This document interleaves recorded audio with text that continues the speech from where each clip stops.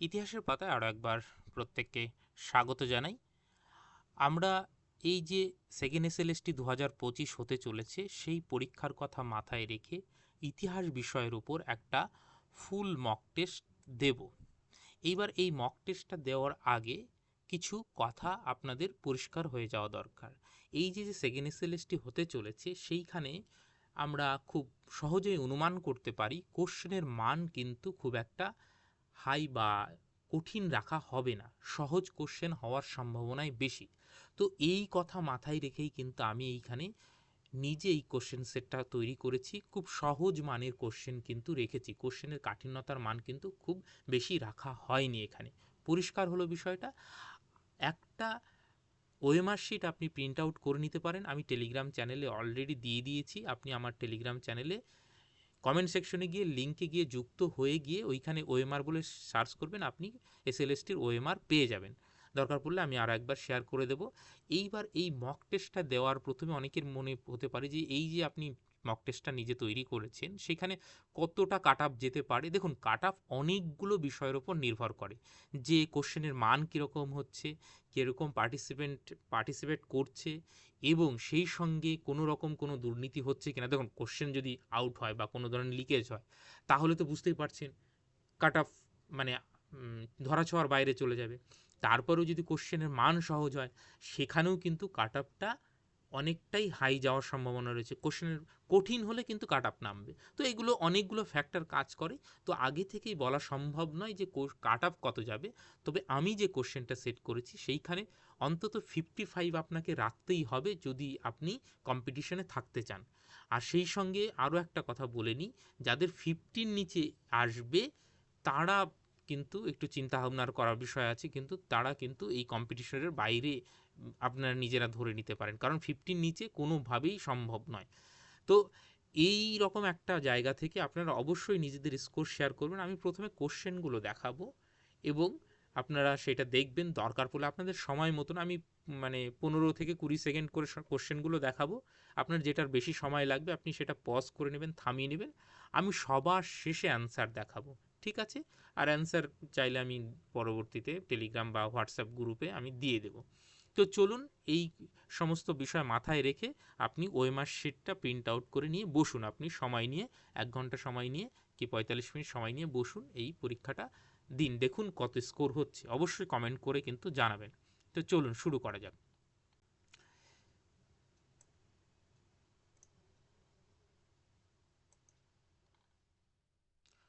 প্রথম প্রশ্ন হচ্ছে যে সিন্ধু সভ্যতা ধ্বংসের একটি সম্ভাব্য কারণ কি? নিচে যে 4টি অপশন দেওয়া রয়েছে, তার মধ্যে সবথেকে সুইটেবল অ্যান্সার যেটা, সেটা আপনি করুন।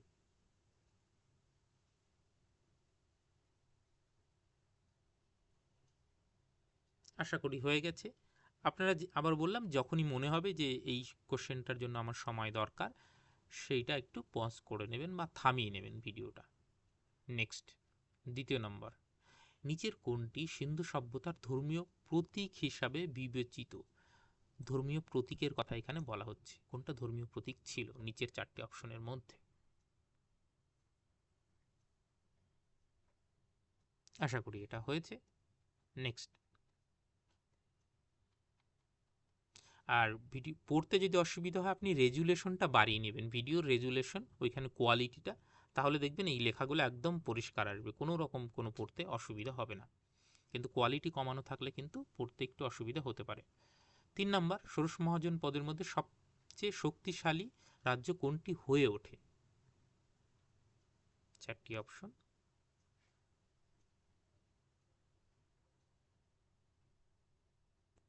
আশা করি 3 নম্বর হয়েছে। নেক্সট, 4 নম্বর, পরবর্তীকালে বর্ণ ব্যবস্থার কড়াকড়ি কোন যুগে বৃদ্ধি পায়?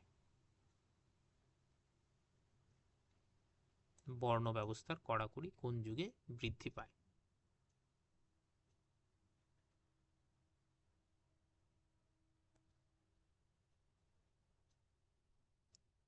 আশা করি এটা হয়েছে।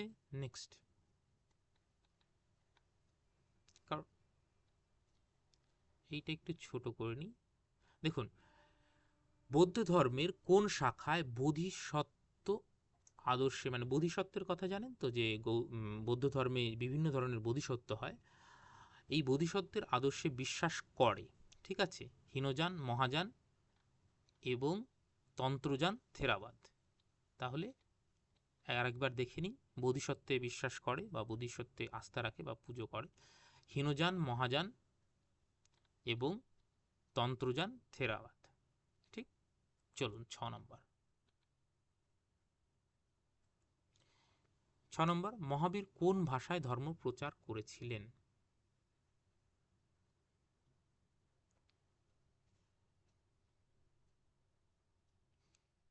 পরীক্ষায় যদিও আপনারা অনেকটা সময় পাবেন, কিন্তু এখানে সময় বেশি করে ভিডিও দীর্ঘায়িত করে লাভ নেই, সেই জন্য আমি অল্প সময় ধরে দেখাচ্ছি। আশা করি 6 নম্বর হয়েছে। নেক্সট, এই যে মহামাত্র উপাধি প্রবর্তন করেন কে?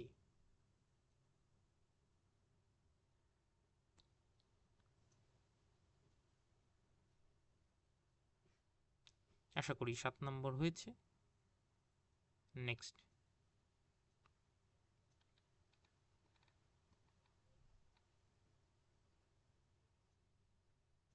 বিন্দুসারকে গ্রিক লেখকরা কি নামে অভিহিত করেছেন?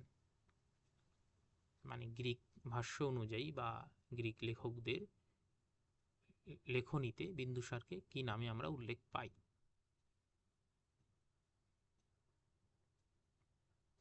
আশা করি 8 নম্বর হয়েছে। নেক্সট, 9 নম্বর, গুপ্ত যুগে বিখ্যাত গণিতবিদ আর্যভট্টের কথা আপনারা প্রত্যেকেই শুনেছেন। তিনি কোথা থেকে আসতেন বা তিনি কোথাকার বাসিন্দা ছিলেন?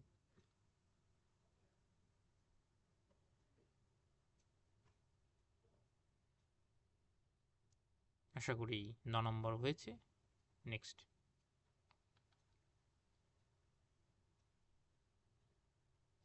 পাল যুগে চীন থেকে কোন বিখ্যাত পর্যটক ভারত ভ্রমণে এসেছিলেন?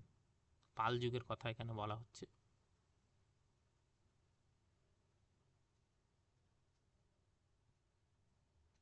আশা করি 10 নম্বর হয়েছে। নেক্সট, 11 নম্বর, বল্লাল সেন কোন গ্রন্থ রচনা করেন? বল্লাল সেন কোন গ্রন্থ রচনা করেন? 11 নম্বর।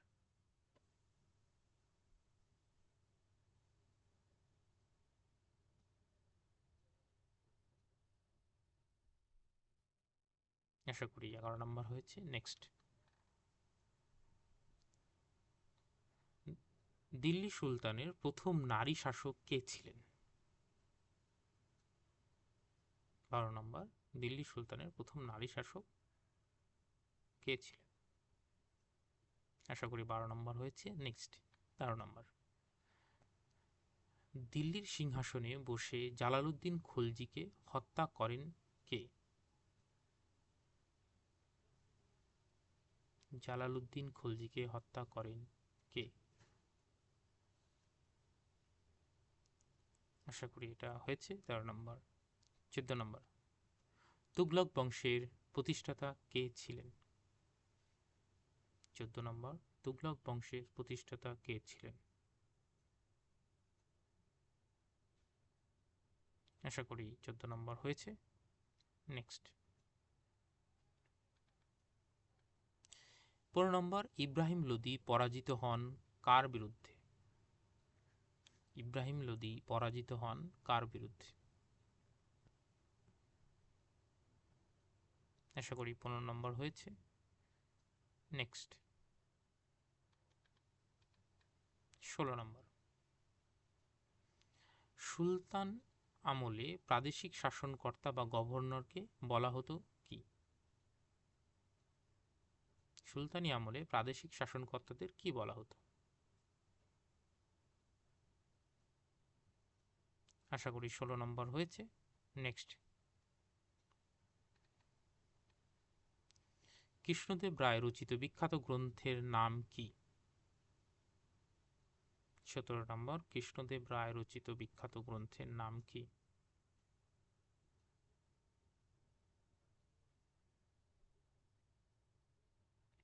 আশা করি 17 নম্বর হয়েছে। নেক্সট, নিকোলো দি কান্তি ভারতে এসে কোন শহরের বর্ণনা দেন? 18 নম্বরটা দেখো, নিকোলো কান্তি ভারতের কোন শহরের, মানে তার যে ভ্রমণ বৃত্তান্ত তাতে আমরা কোন শহরের বর্ণনা পাই? ক হচ্ছে পানিপথ, খ হচ্ছে হাম্পি, আর গ হচ্ছে আগ্রা, আর ঘ হচ্ছে দিল্লি। তাহলে এটা কোনটা হবে? 18 নম্বরটা। আশা করি হয়ে গেছে। নেক্সট 19 নম্বর, খানোয়ার যুদ্ধ কবে সংগঠিত হয়েছিল? খানোয়ার যুদ্ধ কবে সংগঠিত হয়েছিল?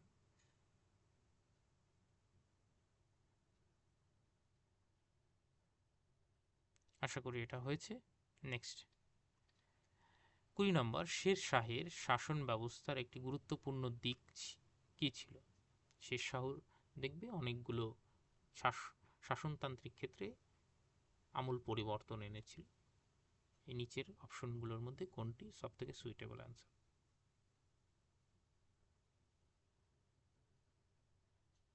আশা করি 20 নম্বর হয়েছে। নেক্সট 21 নম্বর, মনসবদারি প্রথায় মনসব, এই যে মনসব কথাটির অর্থ কি?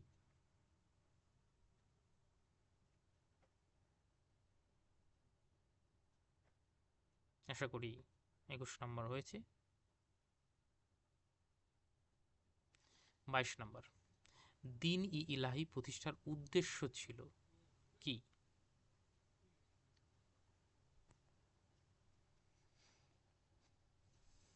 22 নম্বর, দিন ই ইলাহির প্রতিষ্ঠার উদ্দেশ্য কি ছিল?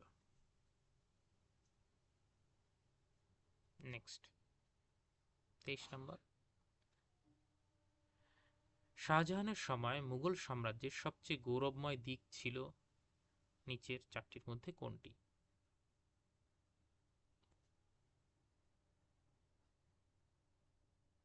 আশা করি 23 নম্বর হয়েছে। নেক্সট 24 নম্বর, শিবাজির পিতাজি শাহুজি কোথায় চাকরি করতেন, বা কোন রাজ্যের অধীনে বা কাদের অধীনে তিনি কাজ করতেন?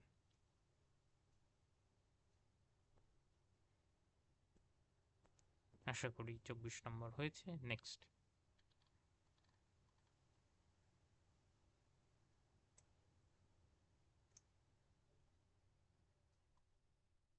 25 নম্বর, ঔরঙ্গজেব কোন ধর্মীয় সংখ্যালঘুদের উপর কড়া নীতি গ্রহণ করেন যার ফলে বিদ্রোহের পথ প্রশস্ত হয়েছিল?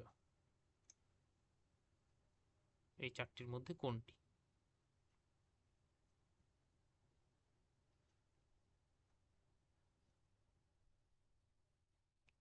আশা করি 25 নম্বর হয়েছে। নেক্সট 26 নম্বর, 18 শতকে গোড়ার দিকে মুঘল সাম্রাজ্যের সবচেয়ে বড় দুর্বলতা ছিল নিচের মধ্যে কোনটি? 18 শতকের গোড়ার দিকে মুঘল সাম্রাজ্যের সবচেয়ে বড় দুর্বলতা ছিল নিম্নলিখিতগুলির মধ্যে কোনটি?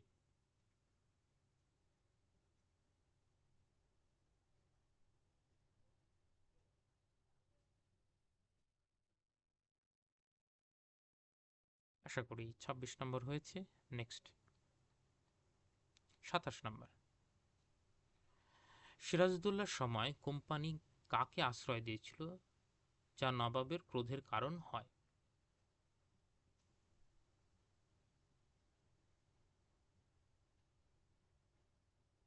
নিচেরগুলোর মধ্যে কোনটি? নেক্সট 28, পলাশী যুদ্ধের পর বাংলার নবাব কে হন? 28, পলাশী যুদ্ধের পর বাংলার নবাব কে হয়েছিলেন? নেক্সট, বক্সার যুদ্ধে ইংরেজ বাহিনী নেতৃত্ব দিয়েছিলেন কে নিচের চারজনের মধ্যে?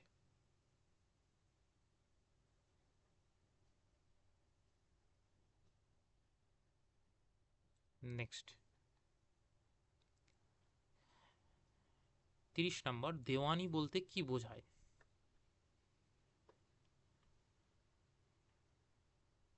এই দেওয়ানি বা দেওয়ানি বলতে আমরা কি বুঝি?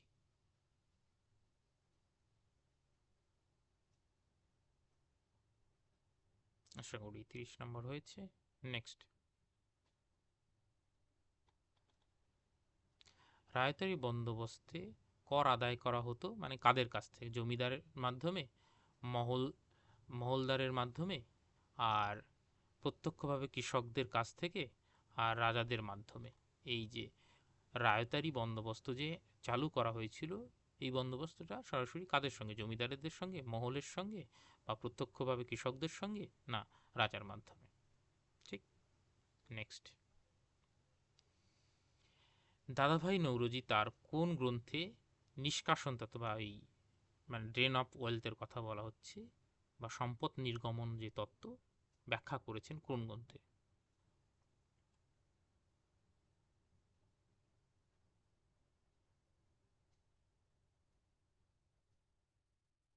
আশা করি 32 নম্বর হয়েছে। নেক্সট, ব্রিটিশদের বিরুদ্ধে পলিগার বিদ্রোহ শুরু হয়েছিল কবে?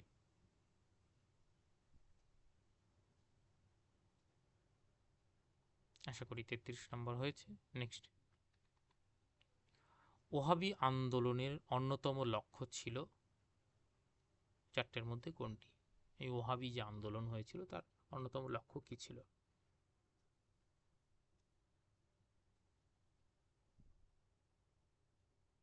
নেক্সট, সাঁওতাল বিদ্রোহের সময় সিধু কানু ছাড়াও আর কারা নেতৃত্ব দিয়েছিলেন, বা কে নেতৃত্ব দিয়েছিলেন? সিধু কানু ছাড়া সাঁওতাল বিদ্রোহের আর কারা নেতৃত্ব দিয়েছিলেন?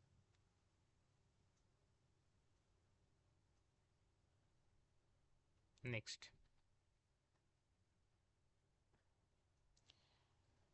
1857 সালের বিদ্রোহের প্রাথমিক কারণ কোনটি ছিল? এই নিচের যে কারণগুলো উল্লেখ করা রয়েছে, মহাবিদ্রোহের প্রাথমিক কারণ কোনটি ছিল?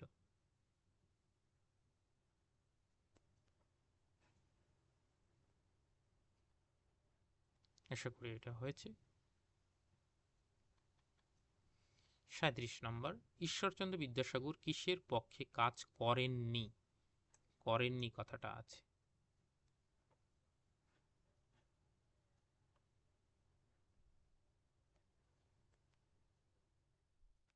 আশা করি 37 নম্বর হয়েছে। নেক্সট,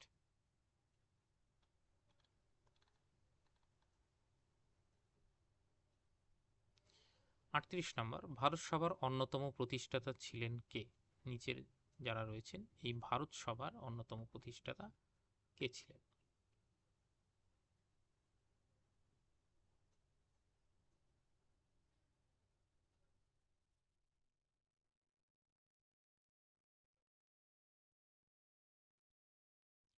39 নম্বর, নিচের কোনটি মডারেট নেতা ছিলেন না, বা কে মডারেট নেতা ছিলেন না?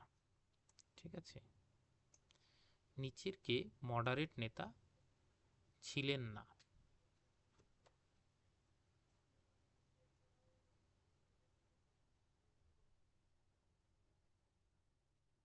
নেক্সট, ক্ষুদিরাম বসু শহীদ হন কি কারণে?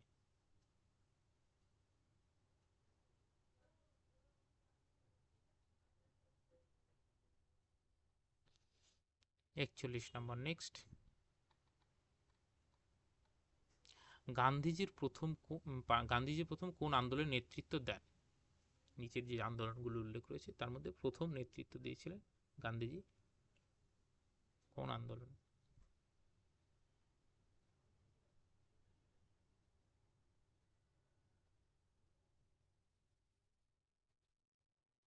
নেক্সট,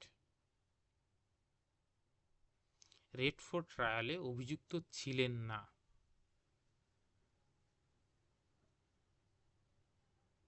ছিলেন না কিন্তু এখানে।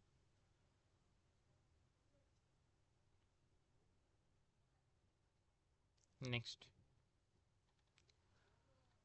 মুসলিম লীগের প্রথম সভাপতি কে ছিলেন? 43 নম্বর, মুসলিম লীগের প্রথম সভাপতি কে ছিলেন? এই ছিলেন এবং ছিলেন না কিন্তু ভালো করে খেয়াল করবে। নেক্সট, কোন দুই রাজ্য ভারত বিভাগের ফলে সবচেয়ে বেশি ক্ষতিগ্রস্ত হয়েছিল? পার্টিশনের ফলে সব থেকে বেশি ক্ষতিগ্রস্ত হয়েছিল। ক হচ্ছে বিহার ও উড়িষ্যা, খ হচ্ছে মহারাষ্ট্র ও গুজরাট, গ হচ্ছে পাঞ্জাব ও বাংলা, আর গ হচ্ছে আসাম ও মণিপুর। তাহলে এই যে আমাদের যে ভারত বিভাগ হয়েছিল তার ফলে ক্ষতিগ্রস্ত হয়েছিল সব থেকে বেশি কোন দুটি রাজ্য? আশা করি এটা হয়ে গেছে। নেক্সট, এইবার নিচের কোন দার্শনিক ফরাসি বিপ্লবকে প্রভাবিত করেননি? করেননি, ঠিক আছে, নিচের কে করেননি?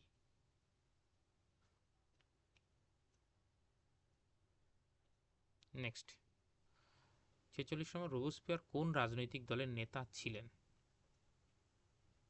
রোবসপিয়ার কোন রাজনৈতিক দলের নেতা ছিলেন?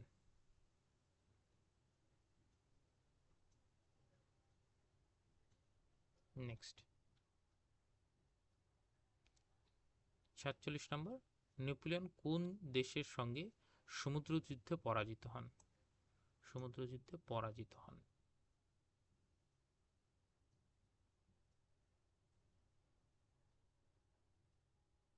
নেক্সট, 48 নম্বর, মেটার্নিক ব্যবস্থার অধীনে সংবাদপত্রের উপর কি করা হয়েছিল?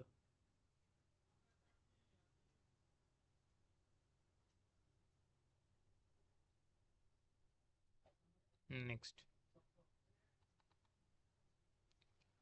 1830 সালে বেলজিয়াম বিপ্লবের ফলে ফলাফল কি হয়েছিল? বেলজিয়াম যে বিপ্লব হয়েছিল তার ফলাফল কি হয়েছিল?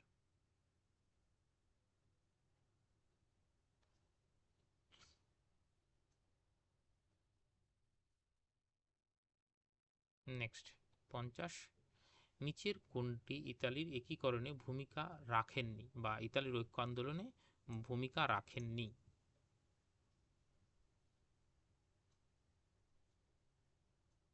নেক্সট, নিচের কোনটি বিসমার্কের বৈশিষ্ট্য নয়? নিচের যে কটা উল্লেখ আছে তার মধ্যে বিসমার্কের সঙ্গে যায় না কোন বৈশিষ্ট্যটি?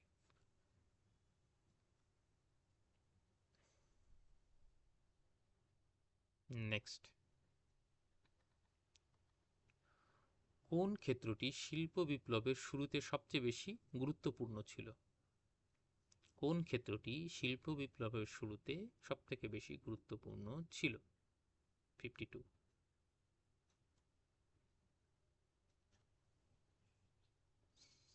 নেক্সট, সাম্রাজ্যবাদের অন্যতম রাজনৈতিক উদ্দেশ্য হলো, এখানে রাজনৈতিক উদ্দেশ্যের কথা বলা হয়েছে। সাম্রাজ্যবাদের উপর একটা ক্লাস আমি তোমাদের ইউটিউবে নিয়েছিলাম, এটা কিন্তু কনসেপচুয়াল কোশ্চেন। যে কনসেপ্ট ক্লিয়ার না থাকে এই ধরনের কোশ্চেনে একটু সমস্যা হতে পারে। নেক্সট, ওয়েল পলিটিকের ফলে কোন দেশ জার্মানির প্রধান প্রতিদ্বন্দ্বী হয়? বা বিশ্ব রাজনীতি যে জার্মানি নিয়েছিল তার ফলে কোন দেশের সঙ্গে সব থেকে বেশি প্রতিদ্বন্দ্বিতায় জড়িয়ে পড়ে এই জার্মানি?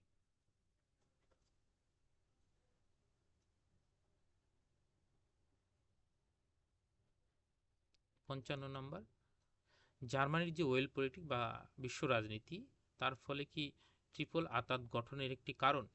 এই যে ট্রিপল আতাত যে গঠন হয়েছিল বা ত্রিশক্তি আতাত, এটার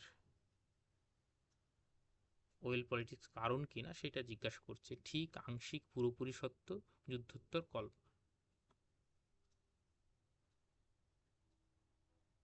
নেক্সট, ভার্সাইয়ের চুক্তি অনুযায়ী জার্মানিকে ক্ষতিপূরণ দিতে হয় কত টাকা? টাকা বা পাউন্ড বা ডলার?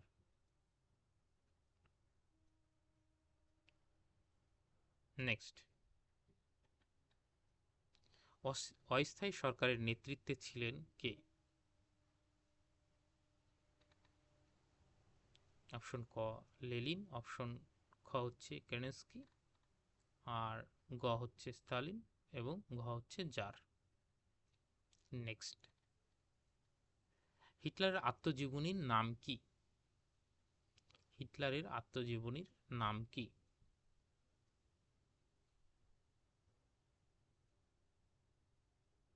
নেক্সট, নাৎসি সোভিয়েত চুক্তি স্বাক্ষরিত হয় কত খ্রিস্টাব্দে?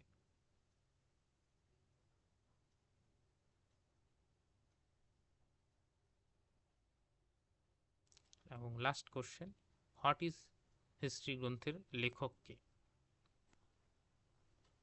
তাহলে দেখবে যে পুরো ওভারঅল সিলেবাসের ওপর থেকে সব জায়গা থেকে কোশ্চেনের সমবন্টন তুমি পাবে, এবং এইখানে এমন নয় যে কোথাও থেকে কোশ্চেন তুমি পাওনি। এবং যারা 9-10-এ দেবে, 9-10-এ এই ধরনের কোশ্চেন আসার সম্ভাবনা কম, এবং এই যে দ্বিতীয় বিশ্বযুদ্ধ, এই তিনটে লাস্টের তিনটে কোশ্চেন বাদ দিয়ে সবগুলোই কিন্তু তোমার 9-10-এর মধ্যে আসছে। বোঝা গেল? এইবার আসা যাক যে অ্যান্সার কি। দেখো, এই হচ্ছে তোমাদের অ্যান্সার কি। তোমরা স্ক্রিনশট নিয়ে নিতে পারো, অথবা আমি এইভাবে একটু দেখাচ্ছি, তাহলে তোমরা একটা স্ক্রিনশট নিয়ে নাও বা পজ করে তোমরা দেখতে পারো। ঠিক আছে, এবার কত স্কোর হলো নিশ্চয়ই তোমরা কমেন্ট সেকশনে জানাবে, এবং কোনো যদি মন্তব্য থাকে বা কোনো কোশ্চেন নিয়ে বিতর্ক থাকে সেটাও তোমরা কিন্তু কমেন্ট সেকশনে জানাতে পারো। কিন্তু স্কোরটা অবশ্যই তোমরা জানাবে যে তোমাদের কত স্কোর হলো এবং মক টেস্টটা কেমন লাগলো। যদি তোমাদের মনে হয় যে হ্যাঁ, সেকেন্ড এসএলএসটির মানের সঙ্গে যায়, তাহলেও বলতে পারো, বা তোমার যদি ভিন্ন মতামত থাকে সেটাও তুমি অনায়াসে কিন্তু কমেন্ট সেকশনে লিখতে পারো। ঠিক আছে, প্রত্যেককে শুভকামনা। প্রত্যেকে আর মাত্র কিছুদিন, তারপরেই পরীক্ষা। আশা করি প্রত্যেকের পরীক্ষা ভালো হবে। আর পরীক্ষার আগে আর 1-2টা মক টেস্ট, আমি কয়েকটা মক টেস্ট নিশ্চয়ই তোমাদের নিয়ে নেওয়ার চেষ্টা করব। Thank you.